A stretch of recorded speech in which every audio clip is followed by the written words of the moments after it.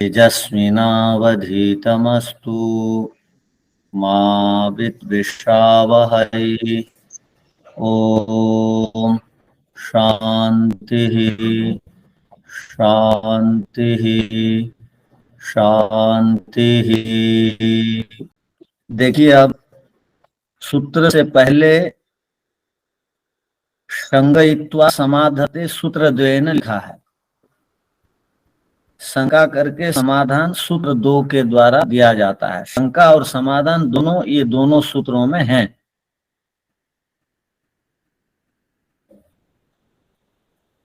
तो शुक्ल पट का अर्थ हो गया सफेद कपड़ा।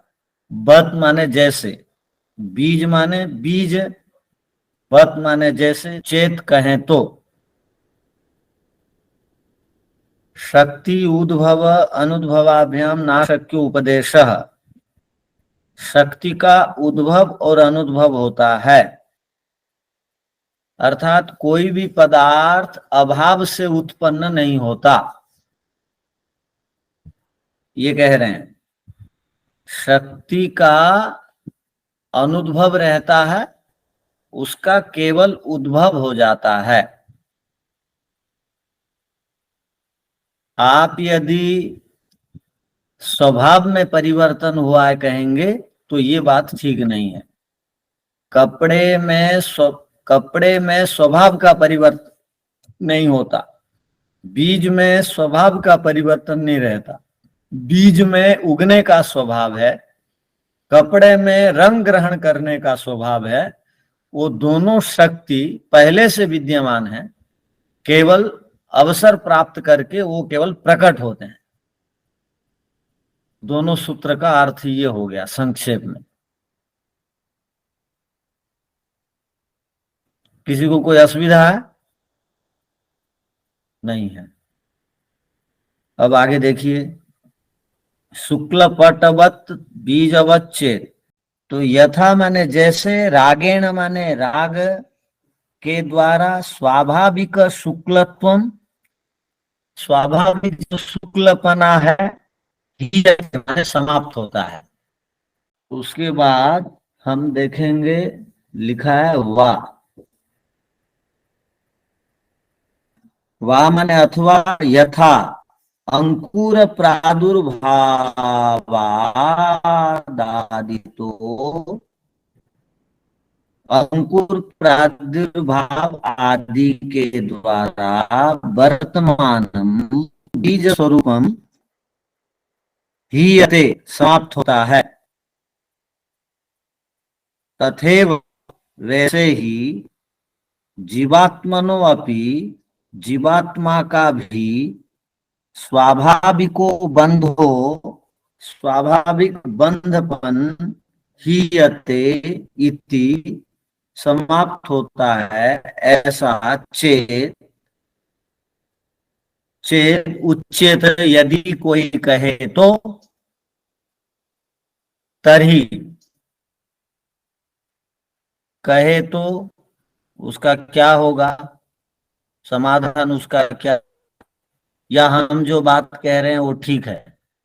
वो कह रहे हैं, प्रश्नकर्ता कह रहे हैं, जैसे वो दोनों अपने स्वभाव को छोड़ देते हैं, वैसे ही जीवात्मा भी बद्ध स्वभाव को छोड़ करके विशेष निमित्तों के कारण से वह मुक्ति को प्राप्त हो जाता है। यदि ऐसा कोई हेतु दे तो अब उत्तर दे रहे हैं। शक्ति उद्भव अनुद्भवाभ्याम शुक्ल पटे राग ग्रहणस्य, सफेद कपड़े में राग ग्रहण का, बीजे च अंकुर प्रादुर्भावस्य, बीज में अंकुर प्रादुर्भाव का, शक्ति, शक्ति ही अर्थात सामर्थ्य, अस्ति है, स्वाभाविकी स्वभाव रूप से, स्वाभाविक रूप से, ना ही अस्वाभाविकी, वो अस्वाभाविक नहीं है। केवलम तस्याः शक्तेः उद्भव अनुद्भवश्च दृश्यते, केवल उस शक्ति में उद्भव और अनुद्भव दिखाई देता है। शुक्ल पटे राग ग्रहण सकते हैं, शुक्ल पट में, कपड़े में राग ग्रहण सकते हैं शक्ति के पूर्वतो, पूर्व से, पहले से, विद्यमानत्वात्, विद्यमान होने से, तस्या राग प्रदानेन उद्भवो, वो शक्ति पहले से, रंग ग्रहण करने का सामर्थ्य पहले से विद्यमान है, राग प्रदानेन अर्थात रंग दे देने से, उद्भवो जायते, वो प्रकट हो जाता है। पूर्वम च राग प्रदानात् अनुद्भवभूता वर्तते, राग प्रदान से पहले, रंग देने से पहले कपड़े में वो अनुद्भव अर्थात अप्रकट के रूप में वो शक्ति रहती है, वो सामर्थ्य रहता है। इत्थमेव, ऐसा ही, बीजे अंकुर प्रादुर्भाव शक्ति है, बीज में अंकुर का प्रादुर्भाव की शक्ति पूर्वतो, पहले से ही, विद्यमानत्वात्, उपस्थित होने से, तस्या अंकुर प्रादुर्भावात, उसके अंकुर के प्रकट हो जाने से, उद्भवो भवति, वो दिखाई देता है। पूर्वम च प्रादुर्भाव अनुद्भव होता वर्तते, वो अंकुर उद्भव से पहले, प्रकट होने से पहले अप्रकट स्थिति में, वो बीज में अंकुर प्रकट होने से पहले अप्रकट रूप में वो शक्ति, वो सामर्थ्य उसमें विद्यमान है। यदि एवं न स्यात्, यदि ऐसा नहीं होता, तरी शुक्लपटस्य शुक्लपटत्वं बीजस्य च बीजत्वं व्यर्थम भवे, यदि ऐसा उनमें रंग ग्रहण करने की शक्ति कपड़े में नहीं होता, और इसमें यदि बीज में अंकुरण करने का सामर्थ्य नहीं होता, उसमें रंग ग्रहण करने का सामर्थ्य नहीं होता कपड़े में, तो उनका कपड़ा पन, शुक्ल कपड़ा अर्थात सफेद कपड़े और बीज का कोई भी महत्व नहीं रहता, उनका अस्तित्व में होना नहीं होना का कोई मतलब नहीं था। जब उनमें ये सामर्थ्य ही नहीं है रंग ग्रहण करने का या उगने का, तो उनको बीज और सफेद वस्त्र क्यों कहेंगे? तस्मात्, इसलिए, अशक्य उपदेश न शास्त्रे, शास्त्रों में अशक्य का उपदेश नहीं होता।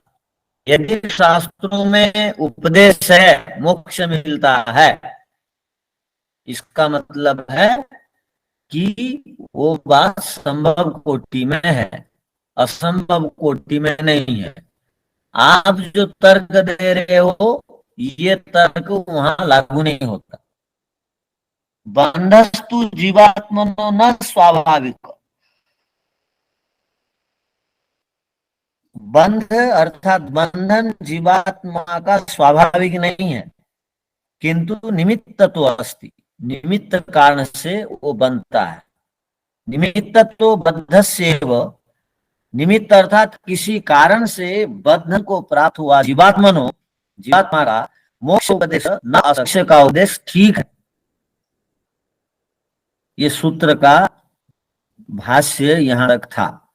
इसके बाद दूसरे लोगों ने इस सूत्र का अर्थ और कुछ प्रकार से कर दिया है, वो ठीक नहीं है कह रहे हैं, किंतु आपसे संबंधित इतनी बातें यहां पर थीं। अब बताइए किसको क्या पूछना है इससे संबंधित?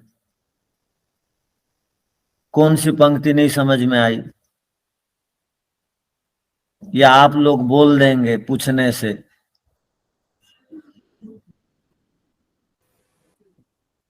ओम पूजा जी नमस्ते। नमस्ते, बोलिए। वो जो लिखा है केवलम तस्या शक्ति, वो क्या है? केवलम तस्याः शक्तेः उद्भवो अनुद्भवश्च दृश्यते। इसका मतलब केवल उसमें शक्ति उद्भव और अनुद्भव के रूप में दिखाई देता है। यदि सफेद कपड़ा अपने सफेद पन्ना में ही है, इसका मतलब है वहां पर रंग ग्रहण करने की जो शक्ति है वो अनुद्भव है, अर्थात दिखाई नहीं दे रहा, वो अप्रकट है। अप्रकट अवस्था में वो सामर्थ्य उस कपड़े में विद्यमान है, केवल अब दृष्टिगोचर आंखों से नहीं हो रहा, वो जब उसको रंग के वातावरण में आप ले आएंगे या रंग में आप डुबो देंगे तो वो शक्ति वहां पर दिखाई देगी। कपड़े में रंग ग्रहण का सामर्थ्य और शक्ति कपड़े में है, ये आपको पता लगेगा।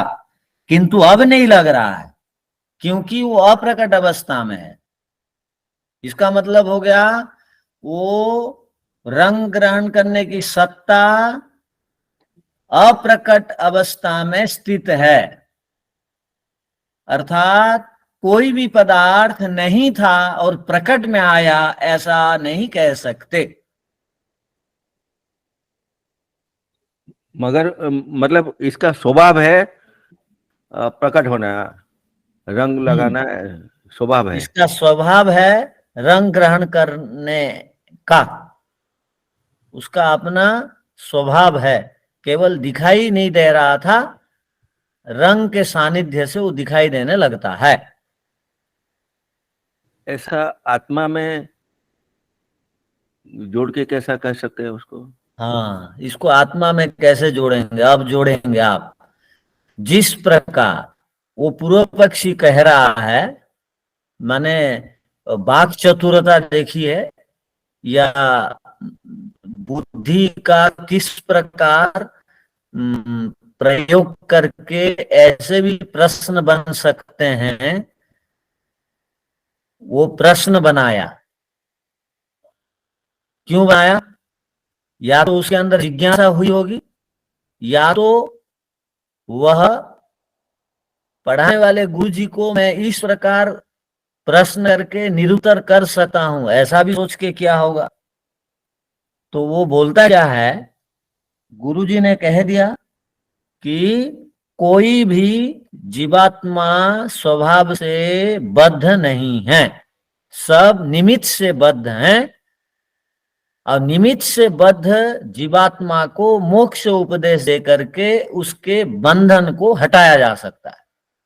अर्थात मैं अब राग द्वेष से युक्त था, अब मैं जब ज्ञान का सानिध्य को प्राप्त किया, शास्त्रों का अध्ययन किया, राग द्वेष से मिलने वाले हानि को जाना और जीवन भर दुखी था, बार बार चोटें मिली, तो मैं राग द्वेष को ज्ञान प्राप्त करने के बाद छोड़ दिया।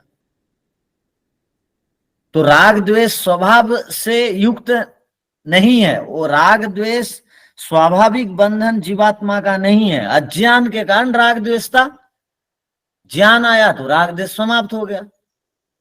तो इस हेतु को सिद्धांती या उत्तरवर्ती या गुरुजी दे दिए कि कोई भी जीवात्मा स्वभाव से बद्ध नहीं है, निमित्त से बद्ध है। तो प्रश्नकर्ता को एक अवसर मिल गया। वो क्या बोला? नहीं जी, वो जीवात्मा स्वभाव से ही बद्ध है। स्वभाव से बद्ध जीवात्मा को मोक्ष का उपदेश दे करके उसके बद्धपना को समाप्त किया जा सकता है।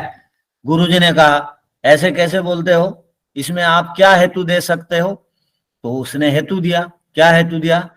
कि देखो जी, जैसे सफेद कपड़ा का अपना स्वभाव सफेद पना है, जैसे बीज का अपना स्वभाव बीज पना है, वह अंकुरित होकर के बीज पना को समाप्त कर देता है, कपड़ा रंग ग्रहण करके सफेद पना को समाप्त कर देता है, वैसे ही जीवात्मा भी मोक्ष उपदेश के द्वारा अपना बद्ध स्वभाव को समाप्त कर सकता है। आपका कथन इसलिए ठीक नहीं। ऐसे करके काटा। तो सिद्धांती या उत्तर पक्षी ने कहा पूर्व पक्षी को, देखो भाई, वो बीज और वस्त्र में स्वाभाविक रूप से रंग ग्रहण करने की शक्ति और बीज में अंकुरित होने की शक्ति स्वाभाविक रूप से है, केवल वो अप्रकट अवस्था में वो शक्ति थी, अब वातावरण के मिल जाने से वो प्रकट अवस्था में आई। इसलिए आप ऐसा नहीं कह सकते हो कि वो रंग ग्रहण करने की शक्ति, वो सफेद कपड़ा का अपना स्वभाव जो है सफेद पना है और अपना स्वभाव को छोड़ देता है, ऐसा आप नहीं कह सकते हो। वो पहले से ही शक्ति उन दोनों के अंदर विद्यमान है, वो केवल प्रकट नहीं थे, प्रकट हो गए। तो आपका कथन ठीक नहीं है, कोई भी जीवात्मा स्वभाव से बद्ध नहीं। मतलब मोक्ष अप्रकट में था, मोक्ष भी जीवात्मा के। अप्रकट में है अभी, किंतु आपके अंदर मोक्ष की योग्यता छिपी हुई है। वो बार बार योगाभ्यास करेंगे तो मोक्ष की स्थिति आ जाएगी। आप स्वभाव से बद्ध नहीं हैं। स्वभाव से बद्ध नहीं है का अर्थ आप में से कौन बताएंगे, क्या समझे? आप स्वभाव से बद्ध नहीं है, इसका मतलब क्या है?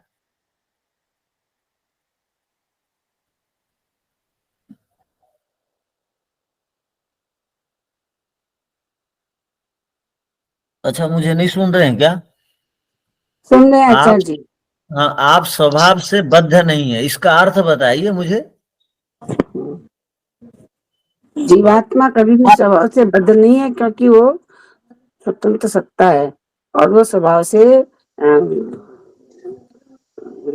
मुक्ति की तो इसका प्रयत्न रहता है। आत्मा का हमेशा प्रयत्न रहता है, इच्छा स्वभाव केवल प्रयत्न इतना करना। बोलिए, स्वभाव से मैं बद्ध नहीं हूं, इसका अर्थ स्वभाव से निमित्त से बद्ध है। निमित्त से बद्ध होते हैं, स्वभाव से बद्ध नहीं होते। कारण और अविद्या के कारण बद्ध अवस्था में है जीवात्मा। जीवात्मा स्वभाव से बद्ध नहीं है, निमित्त से बद्ध है। इसका अर्थ क्या, आप क्या समझे?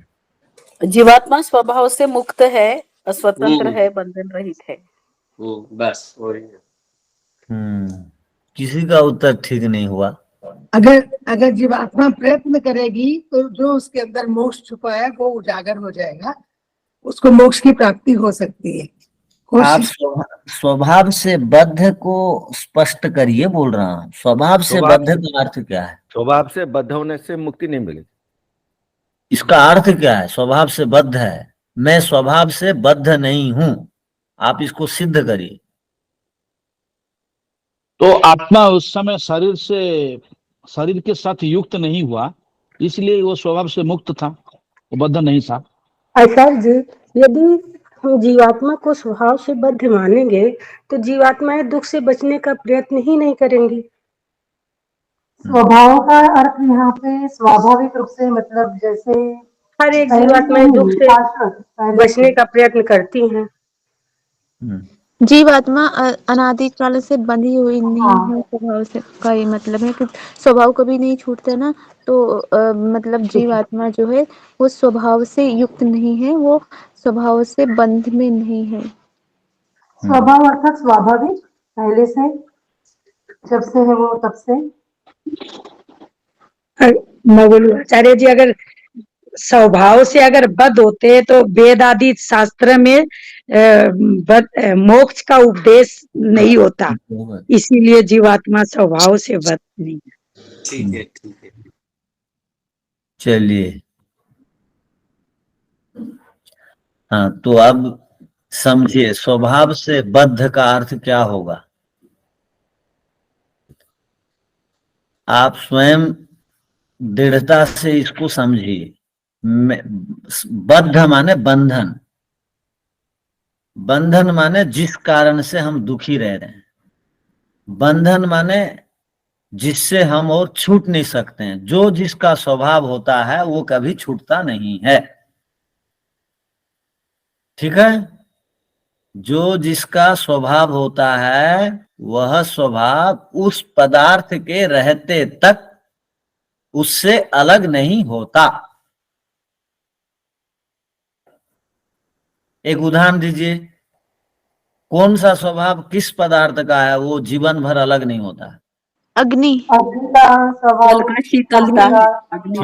स्वभाव, ठीक है। जो जिसका स्वभाव होता है वो कभी उससे अलग नहीं होता है। जैसे अग्नि की उष्णता अग्नि से कभी भी अलग नहीं होती। जब तक अग्नि है तब तक उष्णता रहेगी। यदि उष्णता समाप्त तो उसको अग्नि और नहीं कहा जाएगा, उसको राख कहेंगे, अग्नि नहीं कहेंगे। तो यदि जीवात्मा स्वभाव से बद्ध होता तो जीवात्मा हर समय बंधा हुआ रहता, क्लेशों से, त्रितापों से, षड रिपुओं से, संसार से, शरीर से, तो उसको और उससे छूटने के लिए उपदेश शास्त्रों में नहीं होता।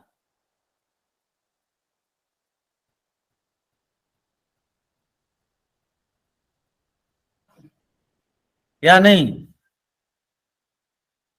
हाँ ठीक बात है। आप यदि सुप्रीम कोर्ट का अंतिम निर्णय आ गया कि आपको आजीवन कारावास से मृत्यु पर्यंत, और इस विषय में कुछ नहीं सुना जाएगा, इस विषय में आपकी कोई अपील और नहीं ली जाएगी, तो इसका मतलब क्या हुआ? इसका मतलब क्या हुआ? और आगे कुछ नहीं कर सकते। इसका मतलब ये हुआ कि आगे और लड़ाई करना, वो सुप्रीम कोर्ट अदालत में जाना आना, जज पकड़ना, ये वकील पकड़ना आदि बेकार है सब बात, क्योंकि अंतिम निर्णय आ चुका है।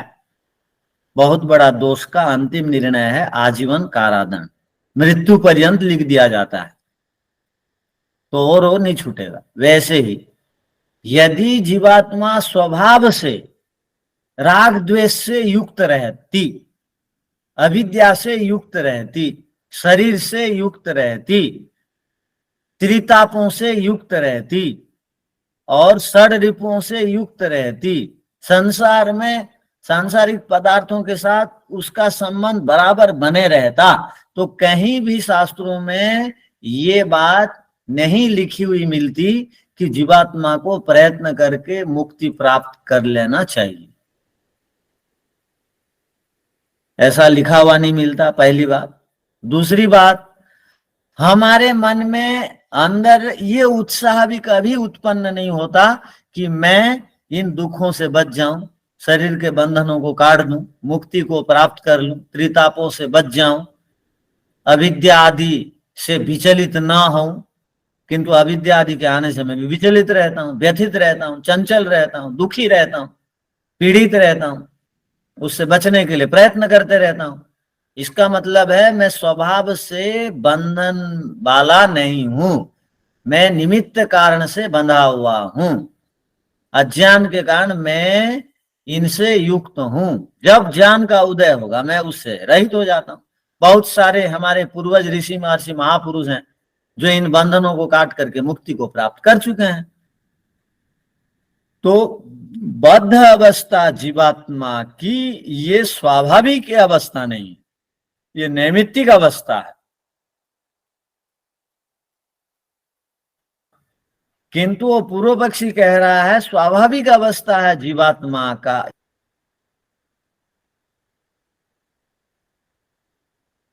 ये बद्धपन, इससे वह बीज और कपड़े के समान हट सकता है। तो पक्षी कह रहा है बीज का बीजत्व और कपड़े का कपड़ापन बना इसीलिए है कि वो रंग ग्रहण करते हैं, ये उगते हैं। वो अनुद्भव अर्थात छिपे हुए, वो शक्ति छिपी हुई उसमें रहती है, केवल प्रकट होती है। इसका मतलब वो अभाव, वो शक्ति नहीं थी, वो रंग के कारण वो शक्ति दिखाई दे रही है, ऐसी बात नहीं है। वो पहले से ही थी, वो केवल प्रकट हुई, अप्रकट में थी, प्रकट हुई। एक आदमी कमरे में बंद है, आप बाहर 5 घंटा से बैठे हुए हैं, आप सोच रहे हैं यहाँ कोई नहीं है। 5 घंटा के बाद एक आदमी कमरे से निकला, तो आप बोलेंगे क्या? ये नया नया प्रकट हो गया, नहीं था, आ गया अचानक।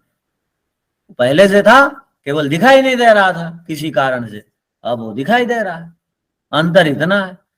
वही रंग ग्रहण करने का सामर्थ्य वो दिखाई नहीं दे रहा था, अब दिखाई दे रहा है, बस अंतर इतना है।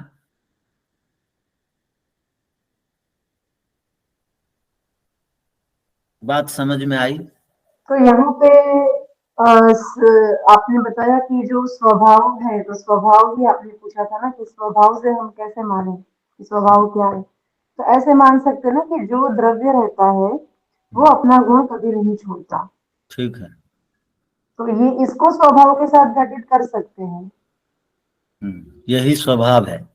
स्वभाव माने जो सदा द्रव्य के साथ रहता है। स्वभाव माने गुण, स्वभाव माने धर्म। और प्रकट और अप्रकट को इस प्रकार से सरलता से समझ सकते हैं कि मेरे सामने दीवार है, उसके पीछे एक व्यक्ति खड़ा है, लेकिन वो दीवार के कारण मुझे वो मनुष्य नहीं दिख रहा है, अर्थात वो ठीक अप्रकट रूप में है। ठीक है। दीवार से हटने से या वो खुद बाहर आ रहा है, तो वो पहले अप्रकट अवस्था से प्रकट अवस्था में आ गया, मतलब वो इंसान मनुष्य वहां पे था। वो आपके लिए आ गया, जी। उसकी सत्ता थी, आप नहीं देख रहे हैं, इसका मतलब उसकी सत्ता नहीं थी, ऐसी बात नहीं है। जी जी। आप देख लिए, इसका मतलब वो नया नया नहीं था, प्रकट हो गया, ऐसी बात नहीं है। वो सत्ता पहले से थी, वो केवल आप उसको अनुभव नहीं कर रहे थे, अब आपने अनुभव किया। जैसे कि बीज के अंदर अंकुरित होने की सत्ता थी पहले से, हाँ जब जी, पानी मट्टी मिल गया तो अंकुरित हो गया, नहीं तो उसमें सब दबी पड़ी थी। ठीक है। जैसे स्वामी जी आपने बोला था मिट्टी से घड़ा घड़ा, पहले वो एग्जाम्पल भी ले सकते हैं। हाँ, ले सकते हैं।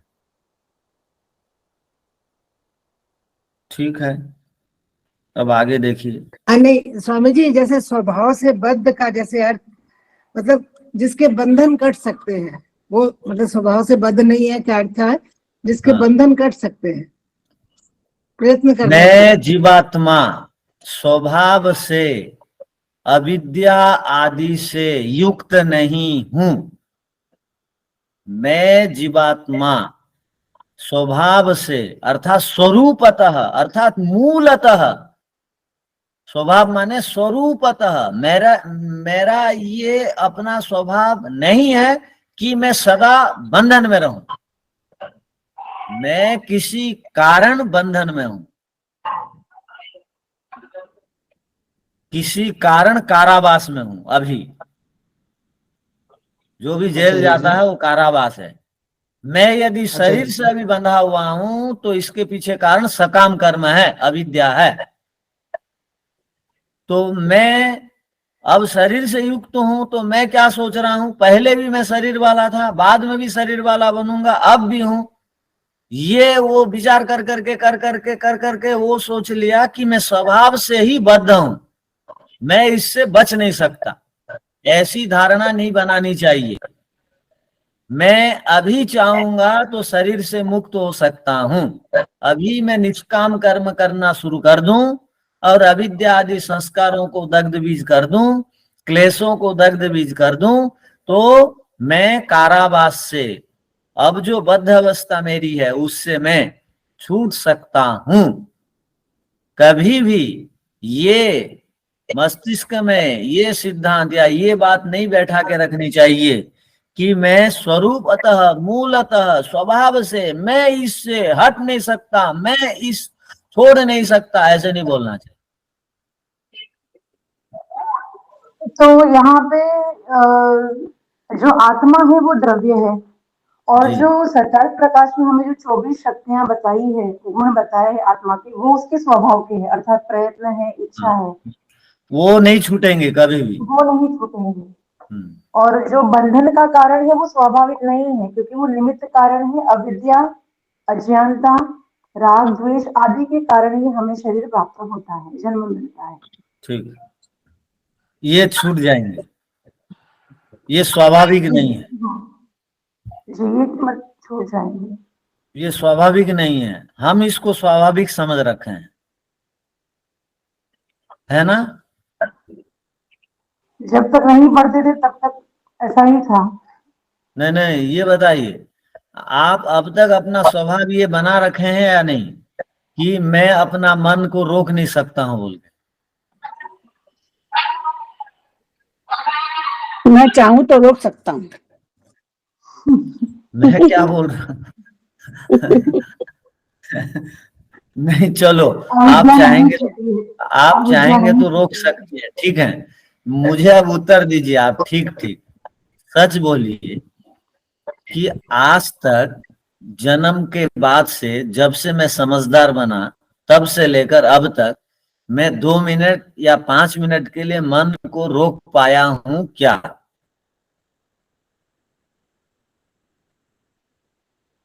पा रहे, इसलिए तो योगाभ्यास करना चाहिए। योगाभ्यास करके एकाग्रता प्राप्त करने के बाद वो मैं क्या बोल रहा समाप्त हूं? होगा। मैं अच्छा जी, मैं ज्ञान नहीं था तब ये तक तो नहीं कर शाब्दिक पाए, ज्ञान, लेकिन जब ज्ञान नहीं था तब तक ये नहीं तो कर पाए, अब कोशिश ये करते हैं देखिए, तो लगता है हम कर सकते हैं। एक शाब्दिक ज्ञान होता है, एक शाब्दिक ज्ञान होता है। शास्त्रों में ये बात लिखी है, हम बोल दिए।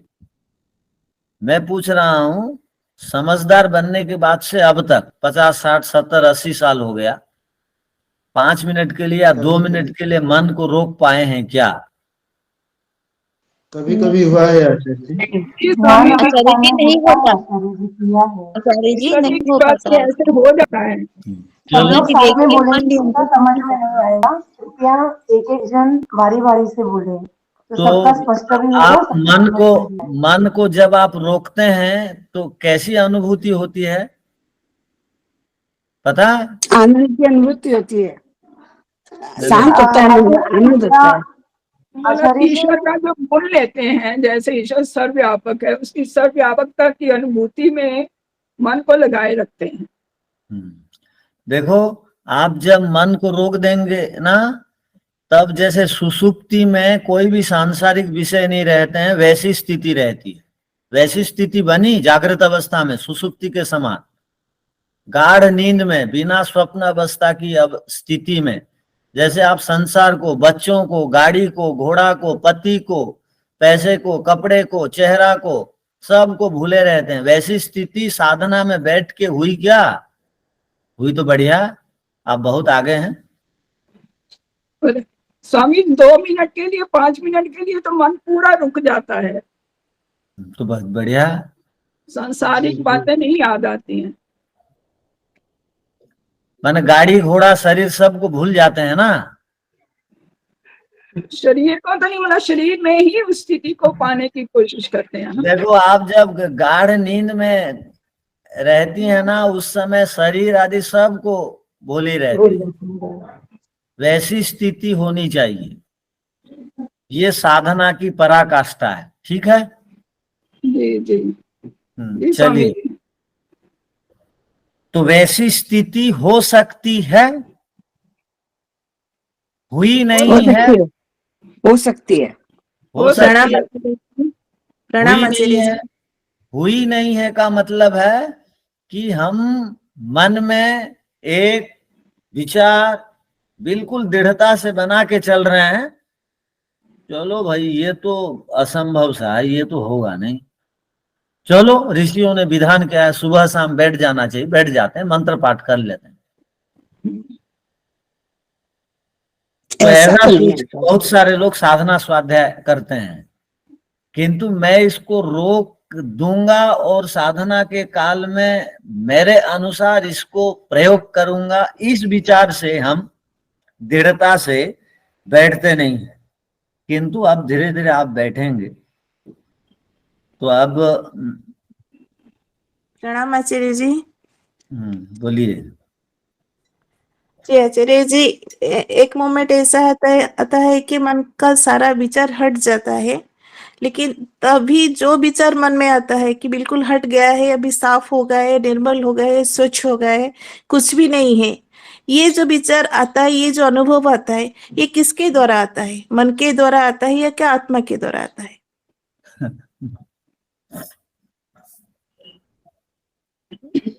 आपने पढ़ा है ना कि मन की 5 अवस्थाएं हैं, क्षिप्त, मूढ़, विक्षिप्त, एकाग्र।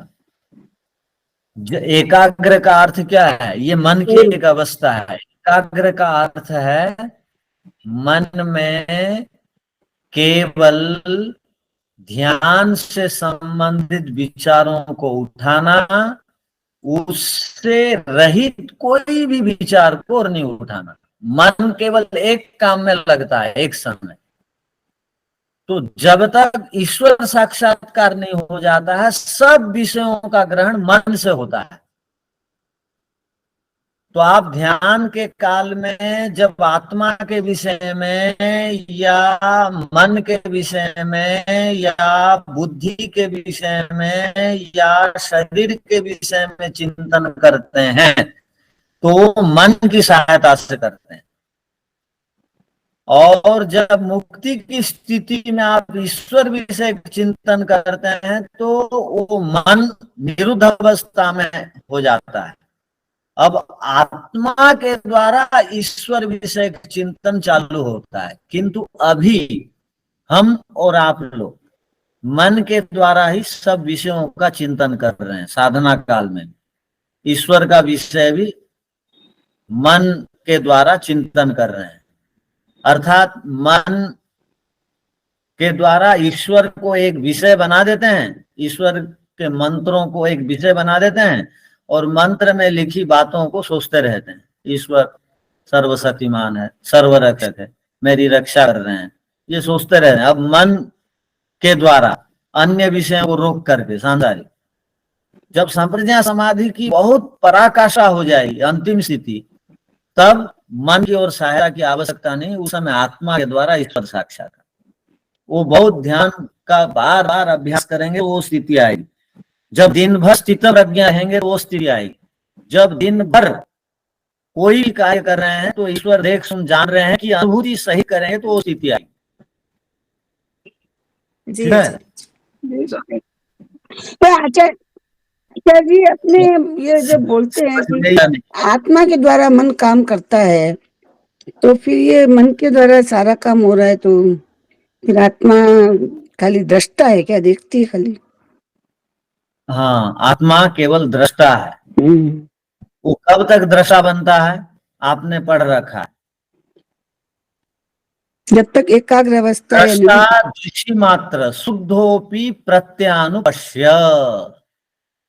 ये आत्मा स्वयं शुद्ध होता हुआ भी मन और बुद्धि में जो रजोगुण तमोगुण सत्वगुण की क्रियाएं चल रही हैं, वो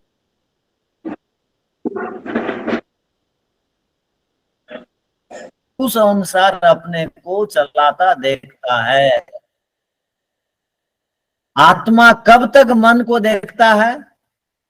जब तक ये तीनों गुणों को प्रलय में नहीं कर देता, तब तक वो देखते रहता है।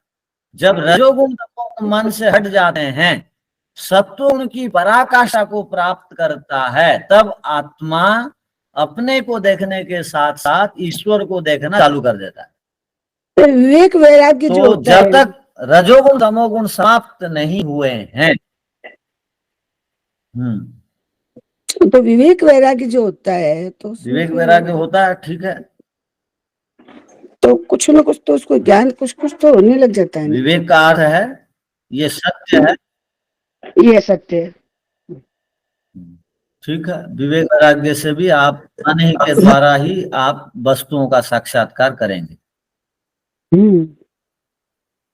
जब दूसरा वैराग्य उत्पन्न होगा, पर वैराग्य, अपर वैराग्य तक मन की सहायता से, जब पर वैराग्य की उत्तम स्थिति उत्पन्न होगी, जब तीनों गुण नहीं रहेंगे, तब आत्मा की सहायता से आप ईश्वर साक्षात्कार करेंगे। तब तक मन के साथ तो चलेंगे। हमारा जो विषय चल रहा है, क्या चल रहा है?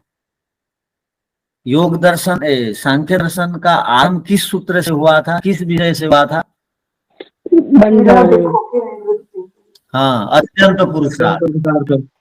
ध्यान रखिए, हमारा विषय चल रहा था अत्यंत पुरुषार्थ, शुरू हुआ। अत्यंत पुरुषार्थ की प्राप्ति के लिए दृष्ट साधन सामर्थ्य नहीं रखते, ये विषय उसके बाद चला। जो हमारा प्रकरण मत भूलिएगा, हमारा प्रथम प्रकरण है शास्त्र का कि अत्यंत पुरुषार्थ किसे कहते हैं। एक पुरुषार्थ है, एक अत्यंत पुरुषार्थ है। पुरुषार्थ का अर्थ क्या है, आप में से कौन बताएंगे? ये जो सांसारिक खाना कपड़ा गाड़ी बंगला ये सब है, और अत्यंत पुरुषार्थ का मतलब मोक्ष की प्राप्ति। नहीं, पुरुषार्थ का अर्थ पहले बताओ। मतलब जैसे हम खाने के लिए, कपड़े के लिए जो पुरुषार्थ करते हैं, इसको पुरुषार्थ कहते हैं। जो सांसारिक चीजों के लिए, सांसारिक बातों के लिए जो हम काम करते हैं।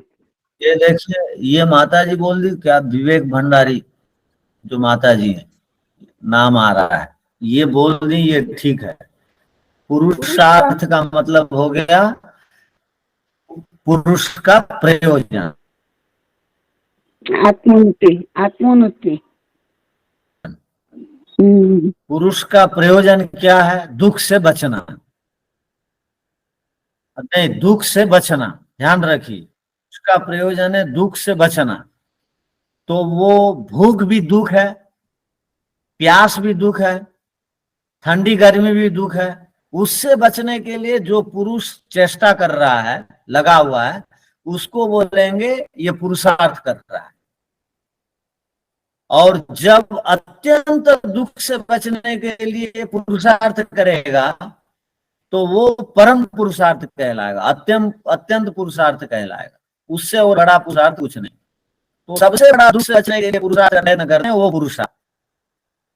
और ये छोटे छोटे जो दुख हैं सांसारिक, ये दृष्ट साधनों से हम पूरा कर ले, किंतु जो अत्यंत पुरुषार्थ है वो दृष्ट साधनों से अत्यंत पुरुषार्थ की सिद्धि नहीं होगी। ये एक विषय हमारा चलाना, दृष्ट साधन पर्याप्त नहीं है, ये एक विषय हमारा चला। उसके बाद क्या बताया पता है? मोक्ष ही सर्वोत्कृष्ट है, मोक्ष को ही सर्व उत्कृष्ट कहते हैं। ये हमारा एक विषय चला। मोक्ष से बड़ा उत्कर्ष और कुछ भी नहीं है, ये एक हमारा विषय चला। उसके बाद पूर्व पक्ष का विषय चल रहा था कि जीवात्मा स्वभाव से बंधन है या नहीं, तो उसको काट दिया गया। उसके बाद एक प्रश्न आया कि दृष्ट अदृष्ट दोनों साधन हैं, दोनों के लिए अगर काम करेंगे तो हमको उसका फल मिलना चाहिए, क्योंकि दोनों साधन है। तो उसको खंडन करके ये दृष्ट पर्याप्त नहीं है, अदृष्ट साधन मोक्ष के लिए पर्याप्त है, और अदृष्ट का विधान शास्त्रों में है। इसको सिद्ध करते करते करते हम इस स्थिति पर पहुंचे हैं कि किस स्थिति पर पहुंचे हैं कि हम जीवात्मागण स्वभाव से बद्ध नहीं हैं, बंधन में नहीं हैं। ये स्थिति पर हम पहुंच चुके हैं। अब ये प्रकरण यहाँ खत्म हो रहा है हमारा, अर्थात मैं स्वभाव से बंधन युक्त नहीं हूं, ये प्रकरण। अब नया एक प्रकरण चालू होगा कि विभिन्न प्रकार के पदार्थों से जीवात्मा बंधन को प्राप्त हो सकता है क्या, वो नया प्रकरण चलेगा। किंतु आप इन सूत्रों को जब पढ़ेंगे, लगभग 50-55 सूत्र तक ये इसी प्रकार की ये सब बातें आएंगी प्रश्नोत्तर के माध्यम से, और बहुत सारी काम की बातें भी आएंगी। तो आप घबराएंगे नहीं और विचलित नहीं होंगे। कई लोगों के मन में ये विषय आ जाएगा कि योग दर्शन में जैसे सिद्धांत पक्ष है, अध्यात्म की बात है, यहाँ तो आ नहीं रही। तो 55 सूत्र के बाद यहाँ पर भी सिद्धांत और अध्यात्म की बातें आएंगी बड़ी बड़ी। 55 तक ऐसे कुछ कुछ प्रश्नोत्तर, उस कारण से जीवात्मा बद्ध है, इस कारण से है, वो कारण सब बताएगा। इस कारण से हो सकता है बद्ध, बंधन को प्राप्त हो सकता है, बताएगा। तो उसको भी आप सुनेंगे। तो क्रमशः इसको आप हल्का में नहीं लेंगे या अरुचिकर नहीं समझेंगे, तब विषय में आप प्रवेश करेंगे। ठीक है, धैर्य धारण कर बने रहे। ओ शांति शांति शांति। सबको सादर नमस्ते।